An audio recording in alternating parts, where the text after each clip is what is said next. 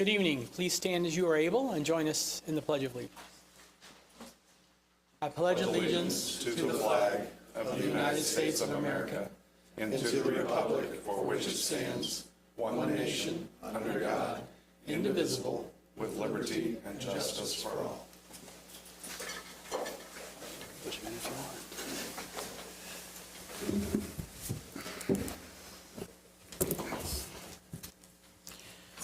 Welcome to the monthly meeting of the School Town of Speedway Board of Trustees for June 11th, 2024. We are working from a 20-item agenda this evening. The first item on the agenda is to approve minutes from the executive meeting that we held on April 9th, 2024. I'll move that we approve the minutes from our executive meeting, April 9th, 2024. I'll second. Thank you. Is there any discussion about that agenda item? Seeing none, all those in favor of approval of the minutes from the executive meeting of April 9th, 2024, please signify. And that passes 4-0.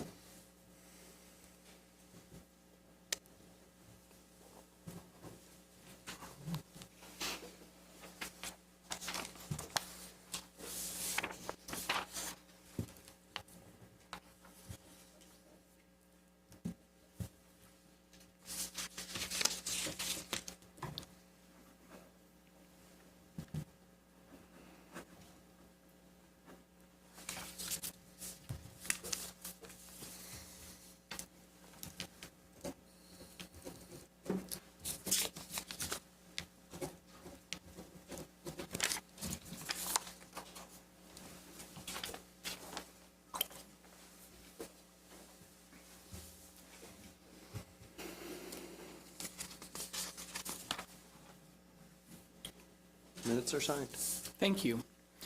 Our second agenda item is the approval of our monthly meeting minutes from May 14th, 2024. I move that we approve the minutes of the May 14th, 2024 meeting. Thank you. I'll second. Thank you. Is there any discussion on the minutes of May 14th, 2024? Hearing, seeing none. All those in favor of approval, please signify. That passes 4-0.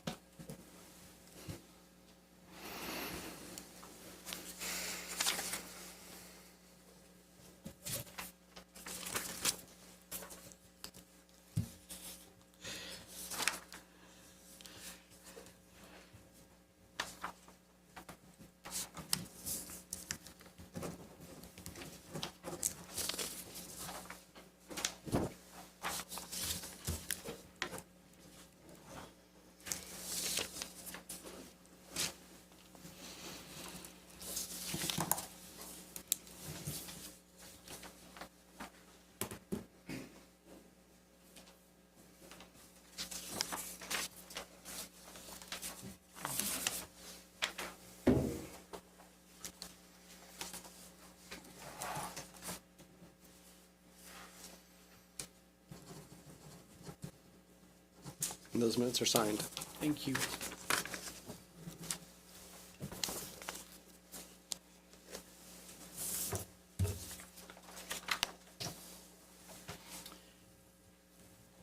The next agenda items are going to be grouped numbers 3 through 7 so that we can handle the discussion about the projects and the resolutions involving them as a group. Just a reminder that we welcome feedback and questions from you all, but we ask that when you do approach to give us feedback, that it be focused on the agenda item, that you state your name and your address, and we've agreed to go with a 3-minute timer for this session. And we have a cap of 30 minutes, at which point in time after 10 presentations, we'll have to decide as a board whether to extend discussion And we thank you all very much for keeping it civil. So this group of agenda items have to do with capital improvement projects. And we are holding a project and preliminary determination hearing on the proposed projects. If you're interested in speaking at the hearing, please make sure you've signed the sign-in sheet. Has everyone had a chance? All right, thank you. After the presentation by the administration and its advisors, there will be an opportunity for the public to make comments about the projects. Excuse me. And at this hearing, we ask that each person limit their comments to 3 minutes. The topic be limited to the proposed projects under consideration. Notice of this preliminary determination hearing was published as legally required. The first preliminary determination hearing for these projects was held May 14th, 2024. This is the purpose of this hearing. Pursuant to Indiana Code, Section 20-26-7-37, before a school corporation may spend more than $1 million to build, repair, or alter a school facility that will be financed by a lease or bonds, it must hold a public hearing at which explanations of the potential value of the project to the school corporation and community are given.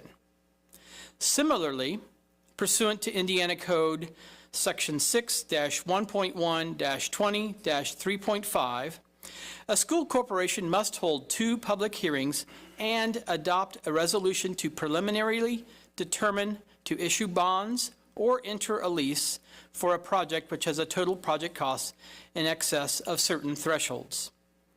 These public hearings and the consideration of resolutions are the very beginning of the legal process. The resolutions presented at this meeting establish the maximum financial terms for the proposed projects.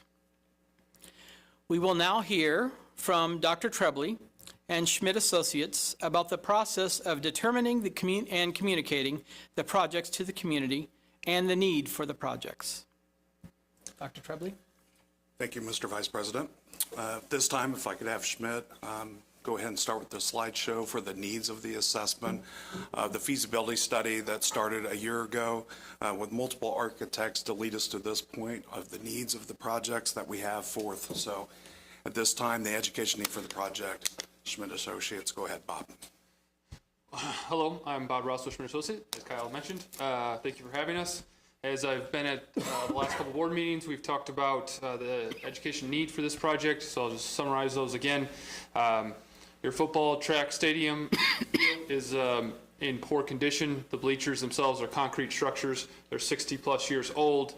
They're spalling concrete, falling apart. Handrails are in poor condition and not meeting code today for ADA. In addition to that, the track is also in poor condition with cracks and needs upgraded. Practice field use is limited due to not being to the turf. You can't do it in all weather. As you know, this is Indiana. And the stadium lights are outdated, not energy efficient, and they are hard to come by nowadays for those type of fixtures. In addition, some of the fields have ADA access issues. Not all of them have sidewalks. Some of them don't meet code. So those are some things that we noticed when we were out on site. Following up, the aux gym that you have now is needed for additional space for your PE and athletic activities after school. And then overall, as a district, your storage needs are, as most schools, quite required, as you need more space for things. And then mechanical units throughout the district. So the team has looked at your units that are in older shape, but you've done a great job of maintaining them throughout the years. They just are now time to replace. So I'm going to go through some of the pictures here. So the top left, you can see is the press box that is on the concrete stadium bleachers. No carpet, in kind of poor shape there, you can see. The middle picture there is the bleachers underneath where locker room space is provided. It is leaking, as you can see. And then the top right and top left are of the concrete bleachers as well. The spalling concrete, as I mentioned, some of the handrails and guardrails falling apart there, coming off, so it is time for an update. And then the bottom right picture is just a picture of some storage needs and near your aux gym there. So an overview of the proposed projects. So as mentioned, the football field, looking at new track and field events, new synthetic turf. This would help with multiple sports being able to play out there all year round, most of the year round. New bleachers, again, new aluminum bleachers instead of your concrete bleachers, new press box, and then a new end zone building that would fulfill the need for locker rooms and other needs of the district. ADA access, new access to baseball, softball fields so that everyone can get to the bleachers. And then new aux gym, a building addition that would have new basketball courts, a new weight room, and some other ancillary items as well. And then a new storage building that would house sports and maintenance type things on your high school campus. And then mechanical units throughout the district. So as I mentioned, there are various schools that need new units. And you can see some of those on the next page here. Not sure why that's so zoomed out here. Sorry. I apologize.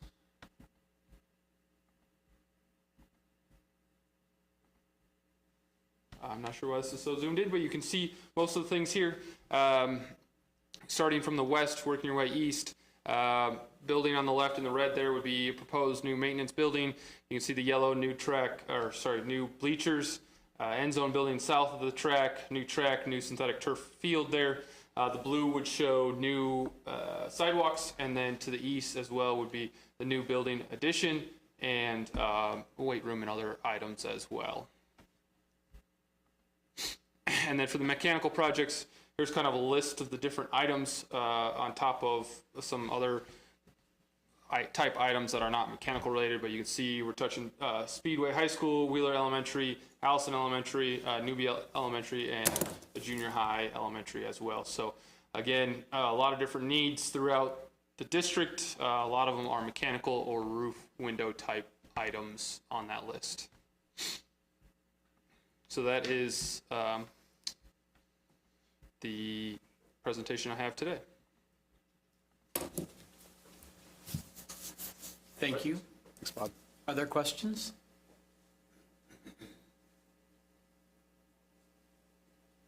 Okay.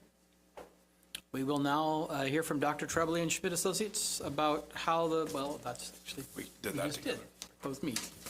See, this is what happens when I just read the script, not read it in advance. We will now hear from Stiefel, Nicholas and Company Incorporated, our underwriter, about how the proposed projects will be financed, as well as information about the effect on the typical property taxpayer. Hi, good evening. Luke Brugman with Stiefel. We serve as bond underwriter for the school corporation. This information you guys have obviously seen multiple times, but just going back over the financing for this project and the potential taxpayer impact for the average homeowner. So the first thing that we start with is looking at the school corporation's current debt service payments, which is highlighted here. As you can see, the school corporation's out of debt at the end of this year. The only outstanding bond issue that they have outstanding is the 2020 general obligation bonds. As I mentioned last time, going around the state, I can't think of many schools that have as low of a debt service rate or have debt that is completely out by the end of this year. So certainly unique for Speedway schools in that respect. On this next slide, that shows how the payments correlate to the school corporation's debt service tax rate. In 2024, that rate was 0.0459. So layering in this $32 million bond issue, in dark blue is the existing debt service rate. In light blue is the potential 2024 bonds of $32 million.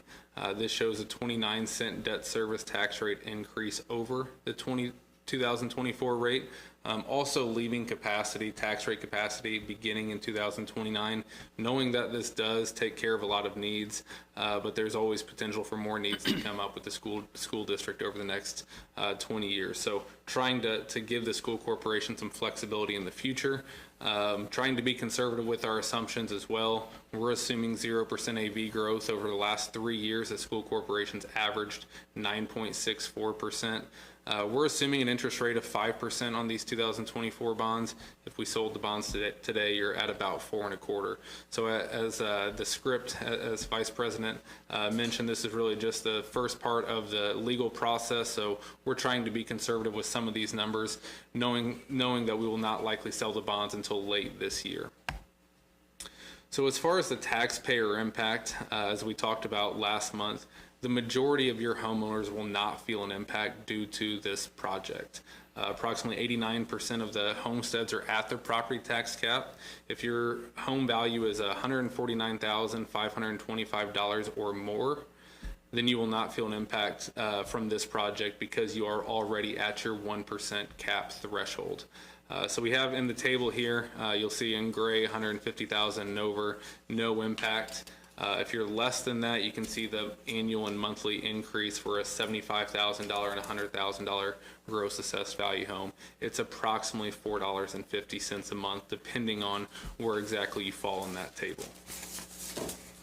On this last slide here, we have the legal parameters. This is what is actually in the resolutions tonight.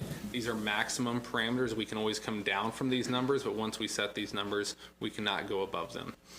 So for the max borrowing amount of the bonds would be $32 million. Estimated professional fees of $500,000, leaving the school corporation with available hard and soft project costs of $31.5 million. Estimated interest rates of 2 to 6%, like I mentioned earlier. We're in the 4.25% range today. The estimated final maturity is a 20-year bond issue with the final repayment of January 15 of 2044. The estimated total interest cost of $18,242,500. The max annual payment that the school corporation can make for these bonds is $4 million. If you simply divide that number by the school corporation's net assessed value, that is where you get the 0.4862 max tax rate impact, but it doesn't account for any debt falling off or potential AV growth. When you do factor that in, that's what was shown in the previous slides, that there's there's a 29-cent increase over the 2024 debt service tax rate. There are a couple other ratios at the bottom that we have to provide statutorily, which is the school corporation's max payments as percentage of net assessed value, which is 0.3695, and then the direct and overlapping debt as percentage of net assessed value, which is 9.69%. And that's just looking at all the other municipal entities that a Speedway taxpayer would pay. So the county, the library, the school, the town, everything going in, looking at their property tax divided by your net assessed value. That's what that number is. I will pause there. Any questions? May I ask? Or do you want to wait? She signed up for that line item. She didn't specify line item, but is your presentation finished? Yes, it is. Please go ahead. How many properties in Speedway are less than 149,500?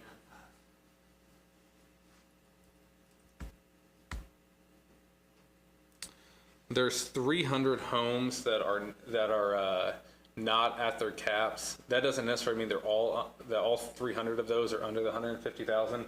Some homeowners have the 65 and over deduction, veteran deduction, those types of things, and in those homes, so even if they're at the 150,000 with those additional deductions, would not be at their cap. So that approximately 300 homes would be homes less than 150,000 or people that qualify for additional deductions.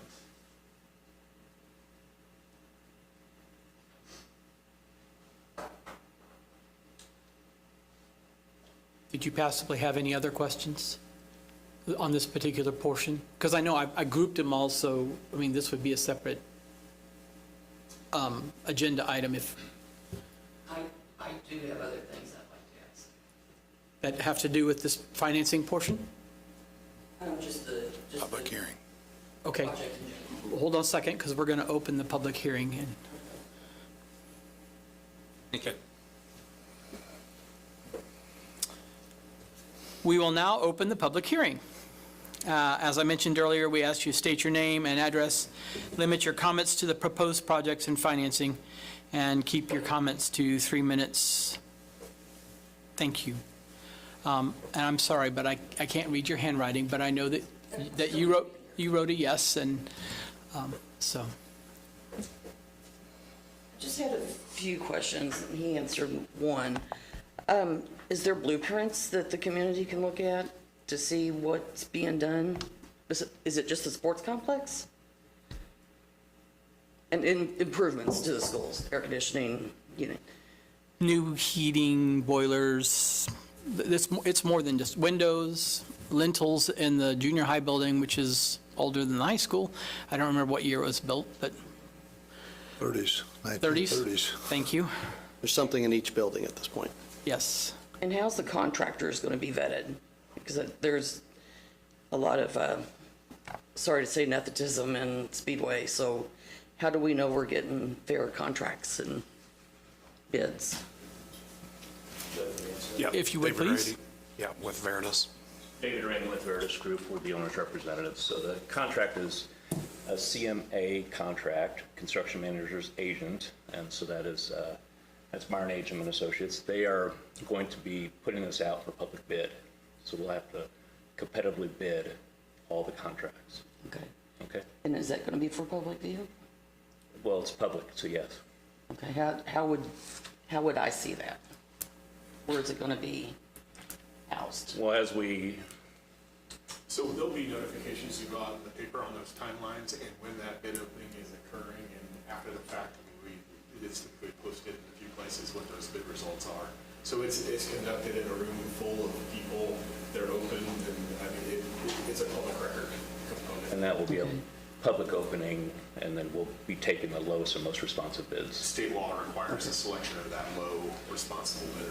Is it going to be presented anywhere but the IBJ and the or Indy Star, where no one subscribes to anymore? School Your website? publications are typically in at least 2 locations. We can publish it wherever Speedway desires. That's usually something, we haven't coordinated that yet, but it needs to be public, and that's part of how we get the bid interest. Yeah, because the IBJ and the Indy Star seems a little shady. It wasn't very well. Clan rooms will have this represented, and that's usually where more people find out about it, is on the clan rooms. Okay. I will watch that then. Thank you. Thank you very much. Are there others who wish to speak at the public hearing? Or ask questions about the process and project?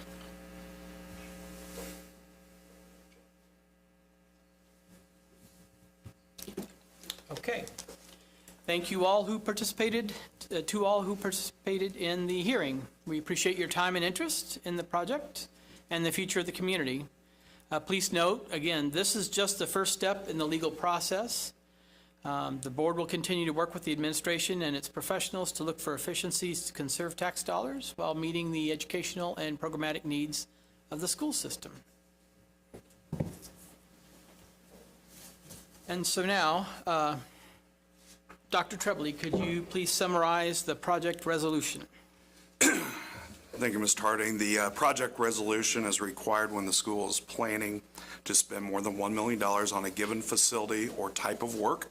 It contains the estimated hard and soft construction costs and the cost of issuance, and establishes a total project cost. It also contains the estimated tax impact. The recommendation is to approve the project resolution. Could I have a motion concerning the project resolution? Yes. I move that we approve the project resolution. Second. Is there discussion concerning the project resolution?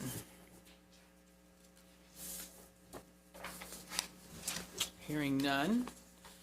If all those in favor of the project resolution would please signify. That passes 4-0.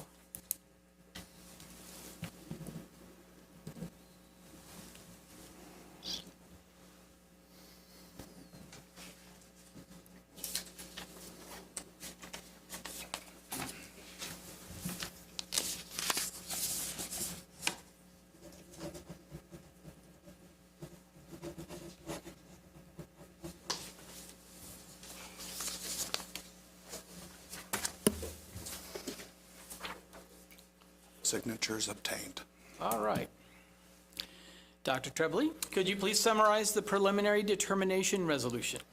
The preliminary determination resolution is required when a school is planning to finance more than a certain amount for construction or improvement of a school facility. It contains the total project cost, maximum annual payment, and lease term, and other financial terms such as the estimated principal amount and tax impact. The recommendation is to approve this resolution. Is there a motion concerning the preliminary determination resolution? I'll make a motion to adopt the preliminary determination resolution.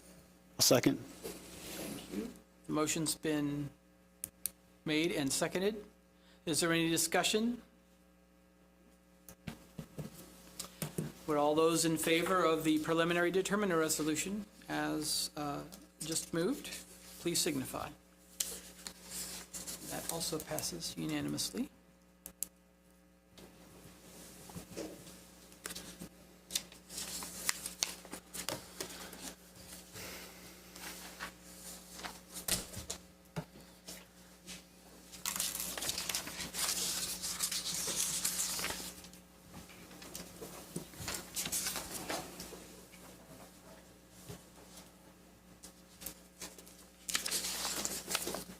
Signatures obtained. Thank you. Finally, Dr. Trebley, could you please summarize the reimbursement resolution? The third and final, and the next resolution is the reimbursement resolution related to the financing of the construction project. The resolution permits the school corporation to reimburse itself from bond proceeds for any cash which it might spend on the project prior to the closing on the bonds. It is required by federal tax law in order to preserve the school corporation's ability to reimburse itself. The recommendation is to approve this resolution. Yes, I move that we adopt the reimbursement resolution. thank you. Second. Thank you. Is there any discussion concerning the reimbursement resolution? Hearing and seeing none, would all those in favor please signify? And that also passes 4-0.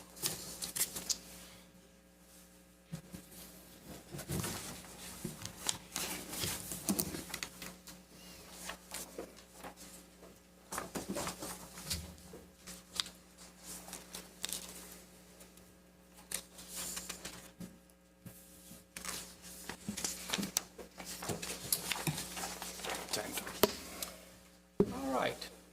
And that concludes items 3 through 7 in the agenda. Now, on agenda 8, the item is to hear a report on state assessments. Release people. Oh, yes, if those who were here to present as representatives of the corporation would like, they may leave. Thank you very much. Thanks. Thanks, Bob. Yes, Bob. It needs to be written in there, or else I don't remember. We trust you. Thanks, Eric.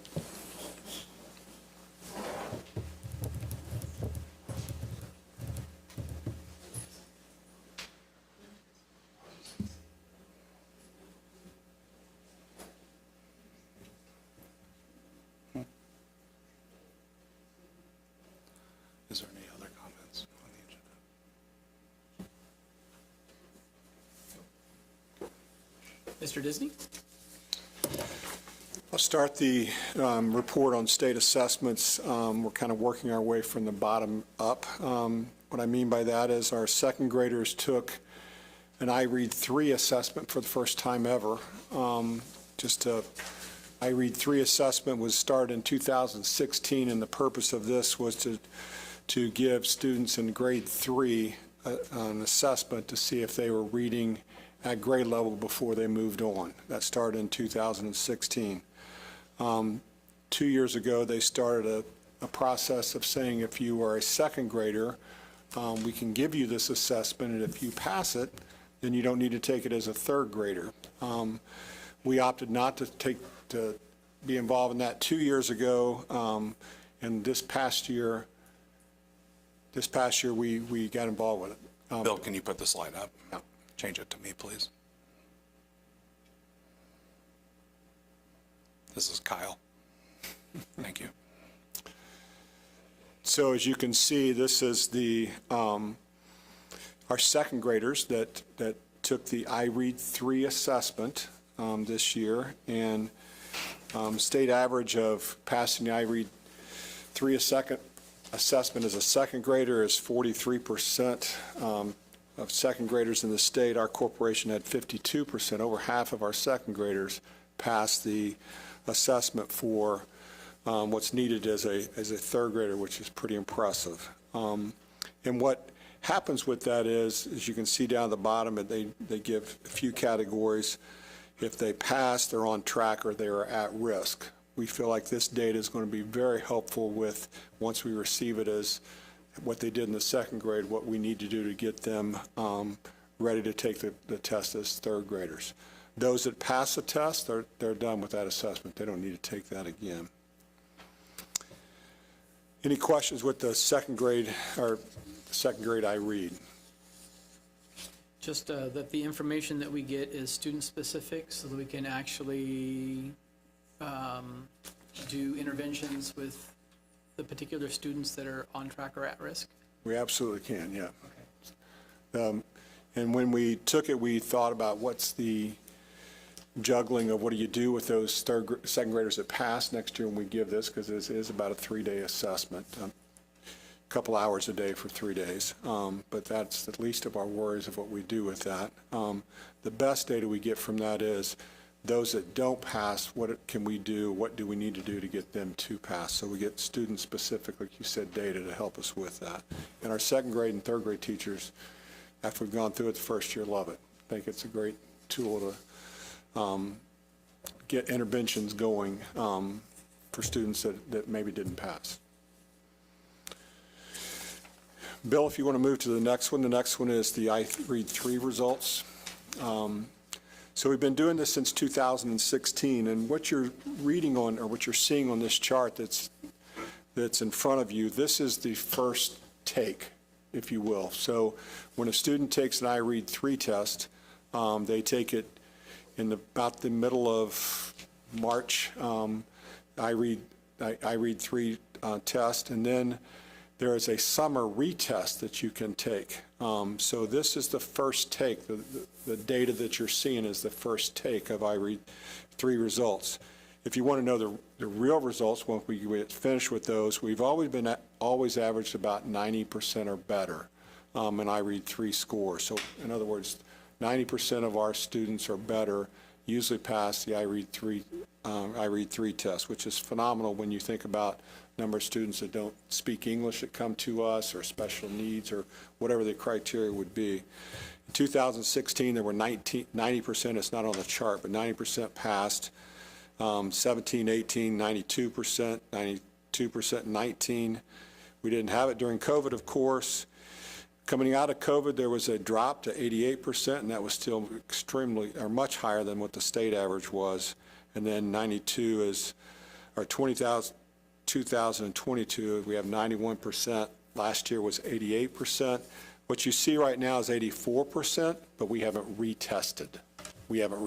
So we will retest in the next 2 days. Actually, we have some students going through our summer school program that will retest. We anticipate that number going up to close to 90%. So that's our iRead 3 results. Any questions with those?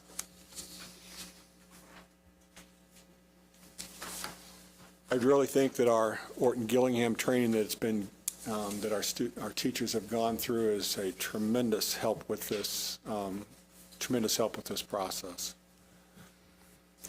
The next is our iLearn, and Bill, if you would put up the iLearn That's me. Hang on. 2024.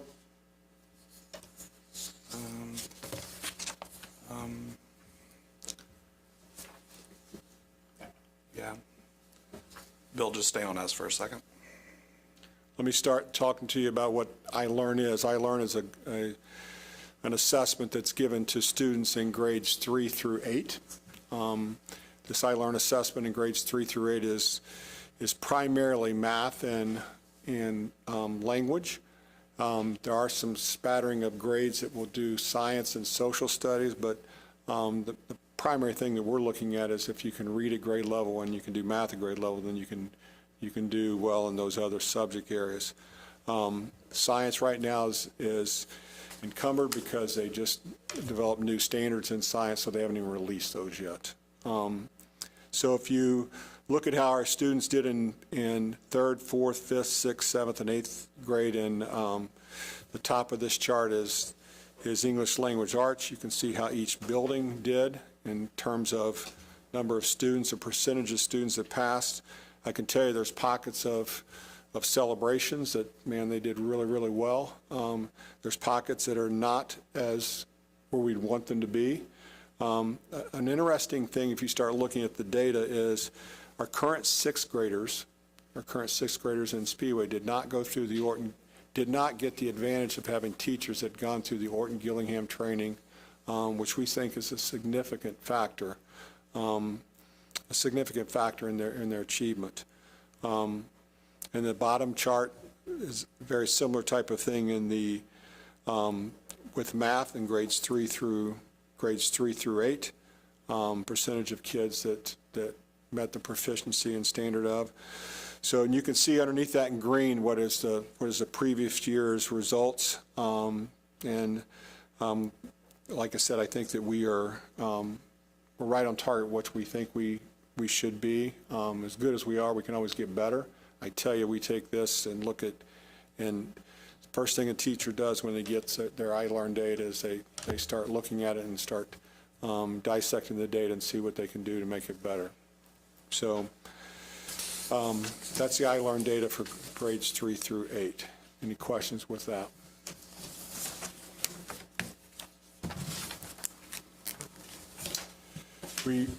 I can tell you that is we don't have that yet because it's embargo with corporations, but that will be the number one. Those results will be number one in Marion County again. They always are, and they will again. I've seen some of the preliminary results for that, and we'll be right up with the pack of all of our surrounding counties, just like we have in the past with those scores. So really proud of what our teachers do with their classroom with getting our kids ready for those assessments.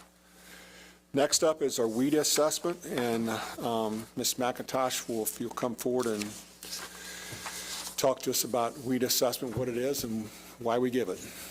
Yeah, so the WIDA Access Assessment is an annual assessment that we are required to give to students who have multiple language backgrounds or where English is not their native language. And there are about 50,000 paperwork steps that happen before we actually get to the student list of who's taking this test.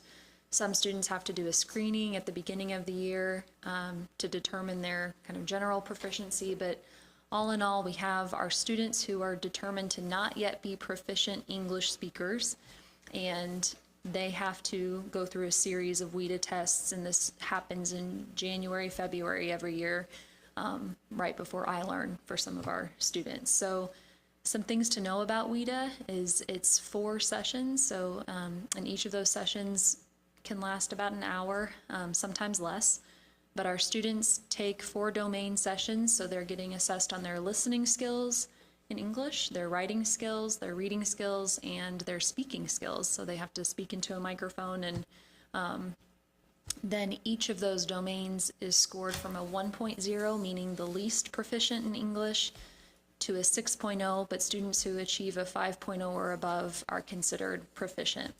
And so when we get scores back, if a student's composite overall score is a 5.0 or above, they're determined to have reached proficiency and can exit services, don't have to take that test anymore.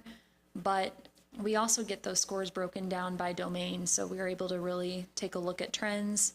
Oftentimes you'll see that students can perhaps have higher scores in listening and reading, but their writing and speaking isn't quite developed. Sometimes you have trends that surprise you, and look at those scores year after year with students. So the breakdown is really where I think we get the most value when we're looking kid by kid and school by school at trends broken down by domain. With that said, it's complicated to summarize because all students, you know, it's like comparing apples to oranges, but so many of our students with multilingual backgrounds have such diverse backgrounds when they're coming to us. We have students with interrupted education, so it's going to take students who don't have a foundation in literacy in their native language a lot longer than it might take a student who's lived in the country their whole life and their family speaks Spanish at home. So, you know, the fruit of summarizing this is when we get down to the building level with the people who know the kids and are really trying to analyze our performance based on knowing the students. So broadly, what I wanted to share is just kind of overall volume and some trends that I think were interesting with our WIDA Access assessment. So at the top, just looking at how many students are actually taking this test, how many students are in this boat. And back, you know, 2014-15 was around the time I started here, and we were giving this assessment to 237 students at the time. That's more than doubled just 9 years later, and so the past 2 years we've been testing 499 students on WIDA, each year right under 30% of our overall population. And then the other pieces you have lower, just broken down by building, so you can see some trends in volume at each of our buildings and see where we've had some drastic growth, and then the others that have had high volume for a long time. The other piece there, and I probably could have worded that much better, but the total tested out, so those are students who did reach that overall composite of 5.0 or above and no longer have to take that test and are considered proficient in English. The state overall has a goal that from the time of first being identified as an English learner student, a student achieves that proficiency within 6 years. That's been hard for me to track over time, just with the transience of students and the variety of backgrounds that come in, but 6 years is always in my head, just since that's a state goal. And many of our students achieve that well before, and then we have many students who are also long-term English learners. So that's a snippet of WIDA. To be in the total tested out, you have to average 5 between the 4 tests? Great Or question. you have to get 5 or better in all 4 tests individually? Great question. It's a formula they use, so you would not necessarily have to have 5.0 across all 4 domains. Okay. If you, for example, had a 6.0 in listening and maybe a 4.5 in writing, it's possible that you could still reach that 5.0 Okay. composite. But it's hard to get when you watch our students take these tests. The bar's high. Some of our students whose native language is English would struggle passing all 4 domains of this test with full proficiency, and also speaking into a microphone can feel intimidating. So there's all kinds of testing factors that go in, like there would be with any state assessment, but we've gotten better and continue to try to figure out new ways over the years to help prepare students for that assessment and help them see the value. It doesn't equate to a grade, it doesn't equate to a credit. So especially at the secondary level, when they're taking AP tests, you know, that can, and some of these students have taken it for years and years, the motivation part can be hard too. So we got some creative things we do to try to keep them going on the WIDA test. But it's helpful data for us that we just consider kind of with the overall picture of the student.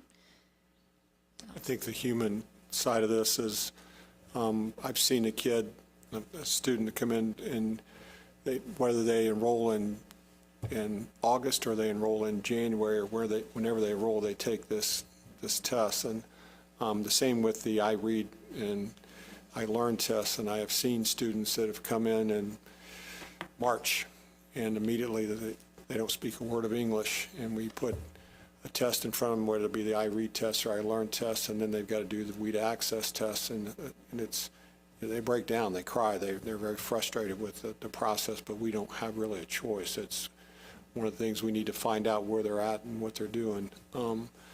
So some of the numbers that you see on there are students that may have been in our country for a long period of time, and some of them may started a week ago. And the same with the I read 3 and the same with the I learns. Those students are included in this initial data. Now, eventually they will take out, down the road, they'll take out students that weren't here 162 days when they start looking at corporation grades and so on. You have to be here 162 days to be counted, your score to be counted, but that's not what's printed in the beginning. So. And Andrea, you're tested no matter what your native language is, right? As long as you're not a native English speaker, you're tested in this proficiency. It's a pretty high percentage of our kids that are taking this test. Absolutely, and it doesn't capture the students who either were proficient when they were first screened or have gained that proficiency. So we have far more students than just these 499 who have multiple language backgrounds they've just tested out. So it doesn't capture that great deal of students too. So, yeah. Thank you very much. Thank you. Next up is the high school, Mr. Claiborne, and he will be talking about SAT results.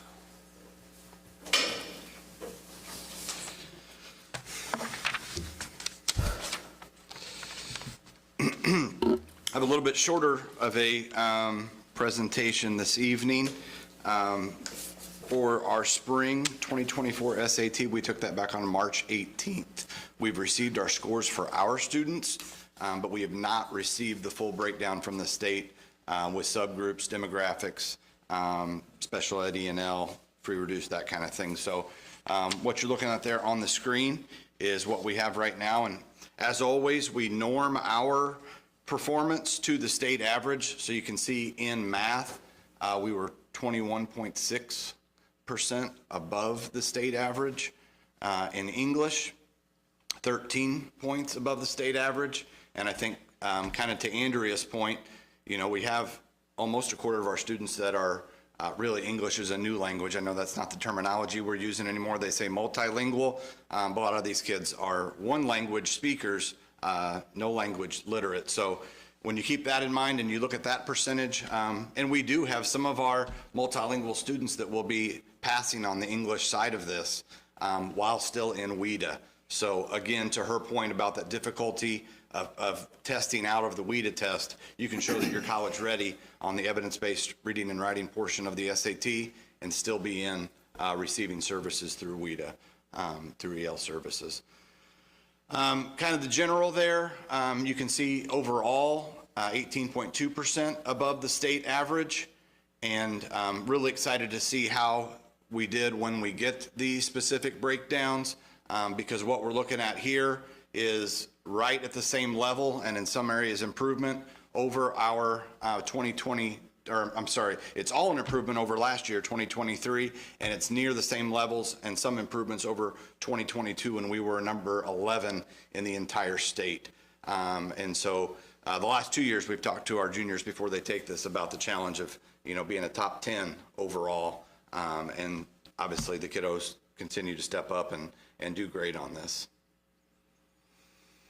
We had a bio iLearn also at the end of the school year. Those results are still embargoed. I know from what I saw in Mr. Hurston and Ms. Cunningham's classes, there was some great teaching and a lot of learning in there. I have no doubt that when we get those results and compare them to the state average, this is another one where the test continues to change. And so that pass percentage may be deceptive, but when we compare to what our kids are doing versus everybody else in the state, I'm confident that's going to be fantastic again, right about that, hopefully that top 10 level where we've been the last couple of years.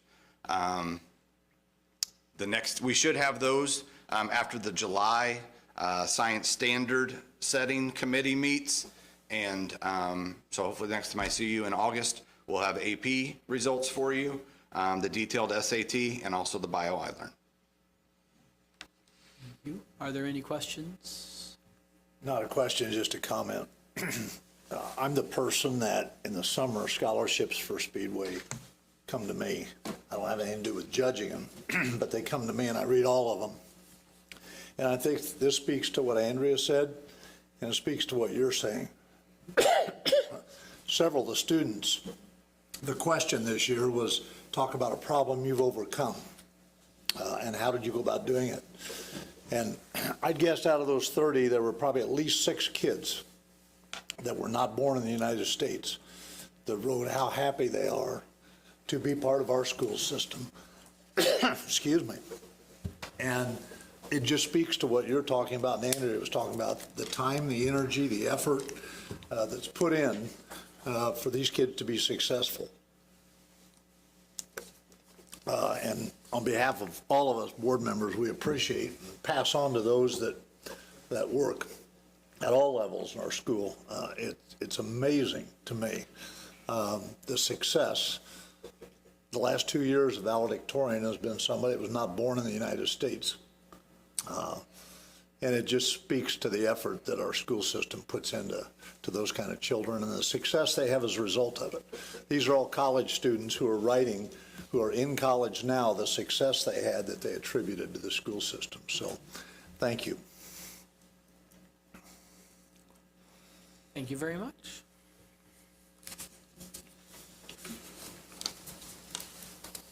Our ninth agenda item this evening is to update some policies based on updated legislation and interpretation from this year's state legislature meeting. Thank you, Mr. Vice President Harding.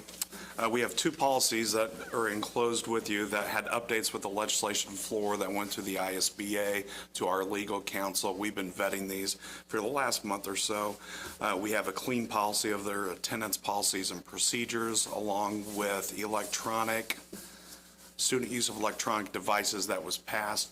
The good news, everything that was passed, legislation through ISBA, the handbook that we already passed a few months ago was pretty similar, almost exactly to what they're requiring. So my my recommendation is approve these clean policies that had a few additional things in it that we were required to do, and we'll get these up live on the website so everybody can see what the new updates are. But my recommendation is approve these policies that just update our ISBA, and we do have board docs live now. That's up on the website, and we try to get those out the next day. Is there a motion concerning these two policies? I move that we approve the updated attendance and electronic device policies. Thank you. I'll second. Thank you.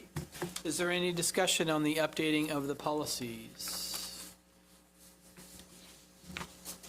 Hearing and seeing none, if all those in favor of approval of the policies would signify. And that passes for naught. The 10th agenda item this evening is to approve an agreement with AdTech for E-rate services. Thank you. Our practice here is any service that goes in from the corporation, we bring to the board. And this is a routine matter that every 3 years we bring from AdTech for E-rate services, which is a reimbursement back to the corporation. For example, network servers and whatnot into our data rooms cost a lot of money. So if we spend $100,000 to update all the servers and the switches, which connects all of our Chromebooks and whatnot, now in our classrooms, we would only pay $20,000 for that because we use this service that we get 80% reimbursement back. I like good deals. This is a really good deal that I've seen over the last 3 years.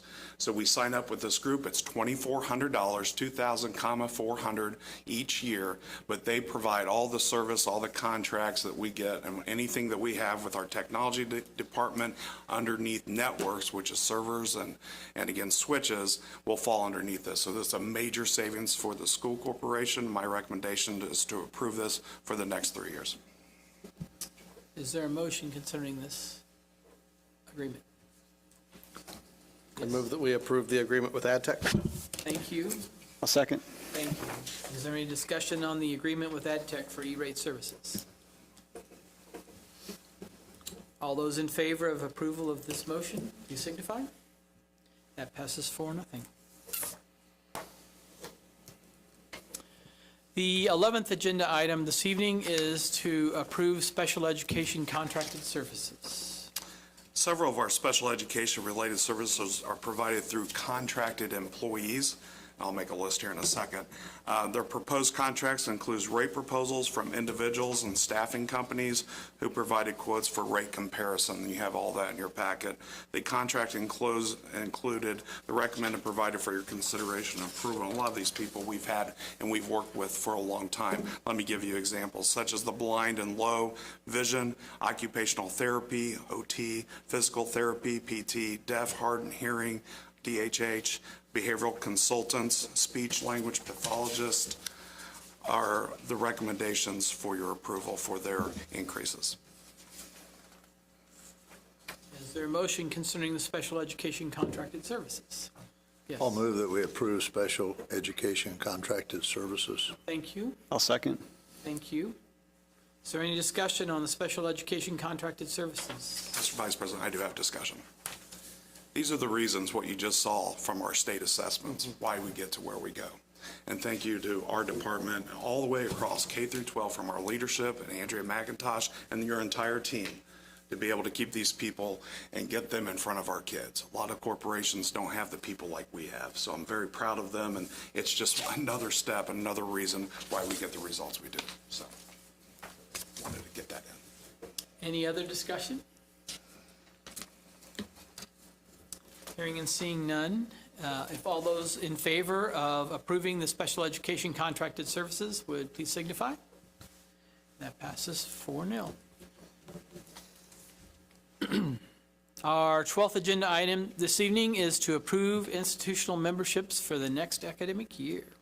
The recommendation is to continue annual institutional memberships in the following: the CIESE, or Central Indiana Education Service Center, Consortium of School Networking, Greater Speedway Area Chamber of Commerce, Indiana Association of College Admissions Counseling, Indiana Associations of Public School Superintendents, Indiana Association of School Business Officials, Indiana Cooperative Library Service Authority, Indiana National School Boards Association, Indiana Urban Schools Association, Indiana Association of Small and Rural Schools, South Central Study Council, and the Alliance for Marion County Children.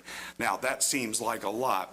We're getting ready to go into a budget year on the floor of the legislation, and each one of these have a lobbyist that represents public schools. And with me being now completing my 5th year, going into my 6th year, I see the importance of this. And Speedway is known to make the floor in legislation on our academics, because we are, needless to say, we're kind of an outlier at times when they're talking about schools' performance. We overperform sometimes with what they're talking about.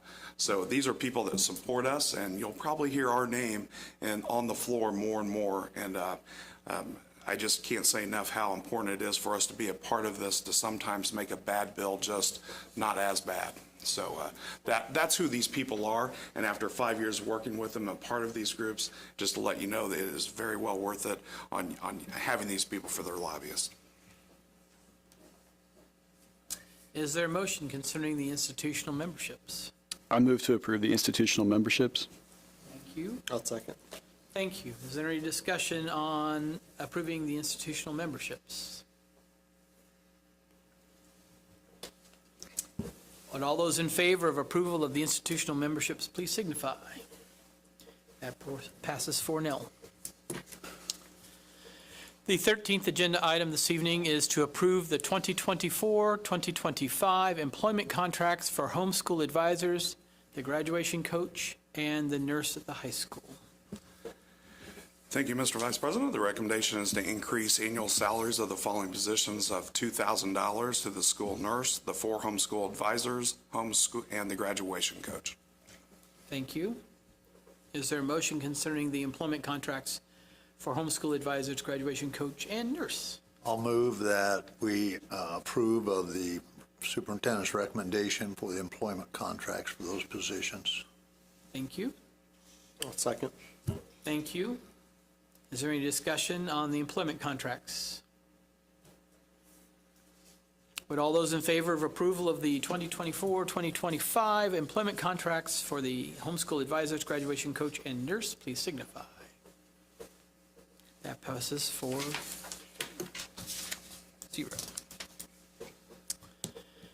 The 14th agenda item this evening is to approve the salaries for the cafeteria staff. The recommendation is to approve wages as listed as an enclosed listing of the cafeteria employees. I'm very proud that the recommendation is 60 cents increase at each level, with a 55-cent raise, making the minimum starting wage finally at $16, and it's a tick over that after they finish the probation time. So a 60-cent raise, 55-cent on the first year is my recommendation. Thank you. Is there a motion concerning cafeteria salaries? Yes? I move that we approve the cafeteria salaries as presented. I second. Thank you. Is there any discussion on cafeteria salaries? Would all those in favor of approval of the cafeteria salaries as recommended, please signify. That passes 4-0. The 15th agenda item this evening is to approve the surplus list.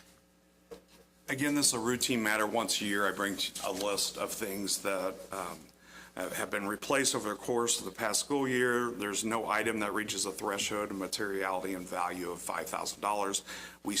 I still prefer to recommend this to the board so you know what's coming and going. This list is designed for the contents of surplus and no value in the equipment. Just to let everybody know, anything that has technology involved in it will be retain a vendor to destroy all related memory components before the resource materials. Many items contain small amounts of small metals and they'll be recycled. The recommendation is approve the list that was provided by our technology and facility director. Is there a motion concerning the equipment as surplus for disposal list? I move that we approve the surplus list. Thank you. Second. Thank you. Any discussion on the surplus list? All right, then, all those in favor of approval of the surplus list, please signify. Passes 4-0. The 16th agenda item this evening is to present the budget development calendar for the 2025 budget. So Nancy Johnson, our secretary, our corporation treasurer, we began a couple months ago working on the 2025 budget. So we're already out all the way to next December, almost a year and a half for what anybody asked. But this is the beginning stage of letting people know and notice that the capital asset plan will be presented on Tuesday, July 9th.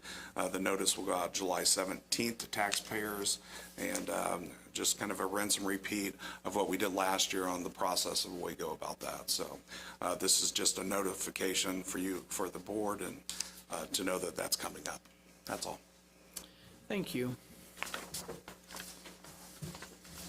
We'll now acknowledge receipt of $189,552.59 in grants.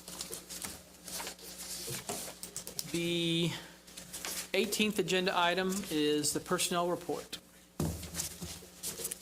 It's hiring season in schools. It seems like that used to be a short period of time, but now it seems to be all year long.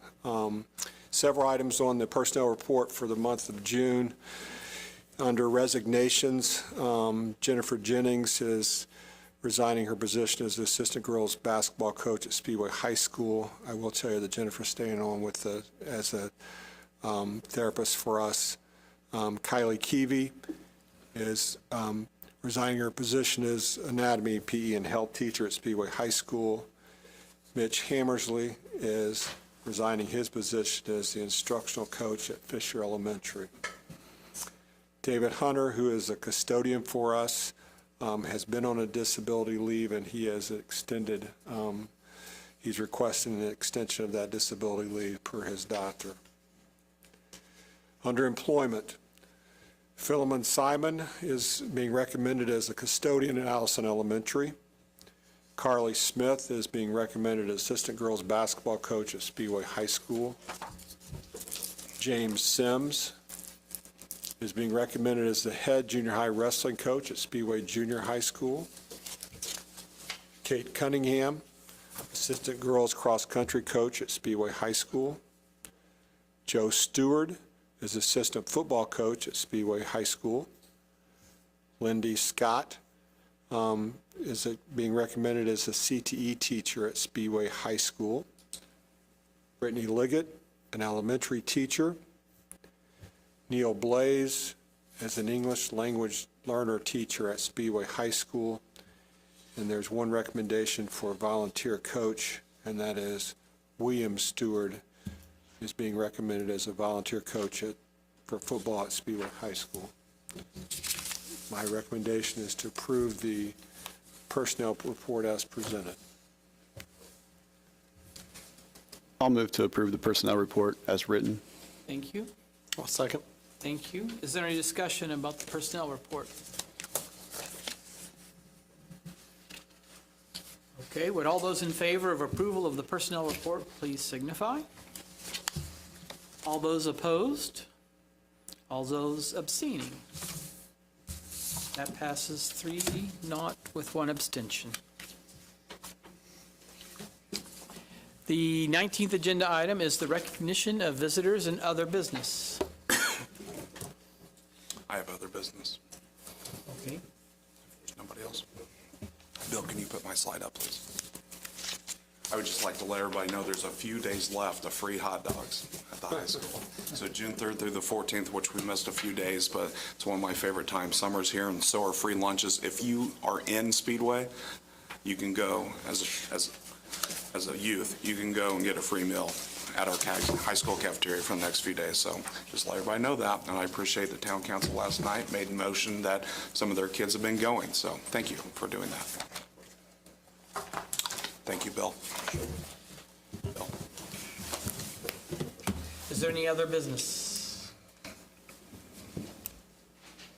Okay, then we will adjourn to approve claims. Thank you all very much for your attendance and your patience.